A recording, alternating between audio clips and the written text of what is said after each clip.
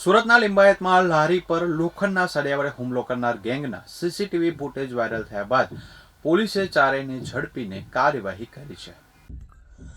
સુરત શહેરના લિંબાયત પોલીસ સ્ટેશનમાં મારામારીના કેસમાં પકડાયેલા આરોપીઓ ફરી એકવાર ટકલા હાલતમાં નજરે પડતા સમગ્ર પંથકમાં ચર્ચાનો વિષય બન્યો છે. છેલ્લા એક અઠવાડિયામાં આ બીજો એવો કિસ્સો છે જેમાં ગંભીર ગુનામાં પકડાયેલા શખ્સોના માથા મુંડાયેલા જોવા મળ્યા હોય. લિંબાયત પોલીસ મથકમાં બે અલગ મારામારીના કેસમાં પકડાયેલા તમામ આરોપીઓ ટકલા દેખાતા સ્થાનિકોમાં પોલીસના આકરા વલણને લઈ અનેક તર્ક વિતર્ક સર્જાયા છે, જે ગુનેગારોમાં ડરનો માહોલ પેદા કરી રહ્યા છે. ઘટનાની વિગતો મુજબ લિંબાયત વિસ્તારમાં આવેલી ગરીબ દરબાર ટી સેન્ટર પાસે જૂની અદાવત અથવા સામાન્ય બોલાચાલીમાં મોટો ઝઘડો થયો હતો. આ દરમિયાન આરોપીઓએ ફરિયાદી અને તેના ભાઈ પર ઘાતક હુમલો કર્યો હતો.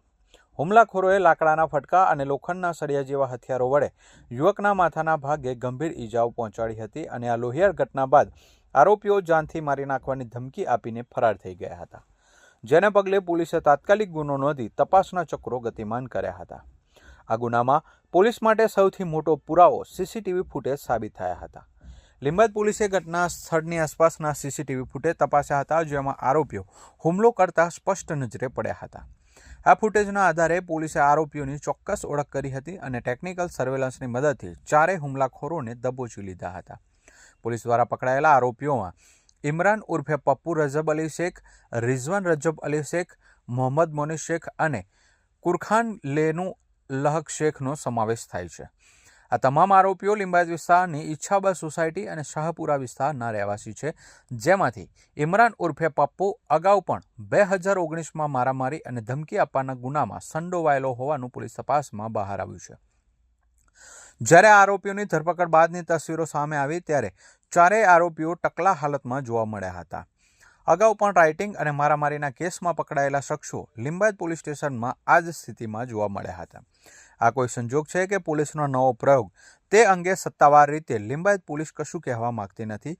જો કે ગુનેગારોના આ મુંડન પાછળ પોલીસનો કોઈ ખાસ સંદેશ હોવાનું સોશિયલ મીડિયા અને સ્થાનિક લોકોમાં ચર્ચાઈ રહ્યું છે. પોલીસ આરોપીઓને લઈને જ્યારે ઘટના સ્થળે રિકન્સ્ટ્રક્શન માટે પહોંચી ત્યારે આરોપીઓની શાન ઠેકાણે આવી ગયું હોય તેમ જણાઈ રહ્યું હતું.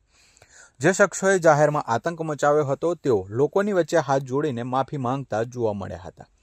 પોલીસે આ પ્રક્રિયા દ્વારા ગુનેગારોના મનમાંથી કાયદાનો ભય દૂર થાય અને જનતામાં વિશ્વાસ વધે તેવો પ્રયાસ કર્યો હતો. આ દ્રશ્યો જોઈને આસપાસના લોકોમાં પોલીસની કામગીરી પ્રત્યે ખૂબ જ હકારાત્મક પ્રતિભાવ જોવા મળ્યો હતો. સૌથી મહત્વની અને અભૂતપૂર્વ વાત એ હતી કે જ્યારે પોલીસ ટીમ આ આરોપીઓને લઈને વિસ્તારમાં પહોંચી ત્યારે સ્થાનિક રહીશોએ પોલીસ પર પુષ્પવર્ષા કરી હતી.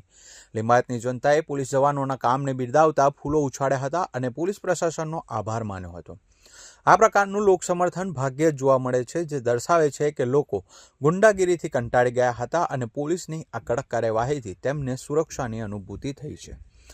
મુખ્ય આરોપી ઇમરાન ઉર્ફે પપ્પુનો ઇતિહાસ તપાસતા જણાયું કે તે અગાઉ પણ આઈપીસીની કલમ 324, 506(2) અને જીપી એક્ટ હેઠળ ગુનામાં ઝડપાઈ ચૂક્યો છે. આ વખતે પોલીસે તેની સામે વધુ મજબૂત કેસ બનાવ્યો છે, જેથી તેને જલ્દી જામીન ન મળે. લિંબાયત પોલીસ હાલમાં આ તમામ પાસાઓ પર તપાસ કરી રહી છે કે આ ટોળકી અન્ય કયા ગુનાઓમાં સંડોવાયેલી છે.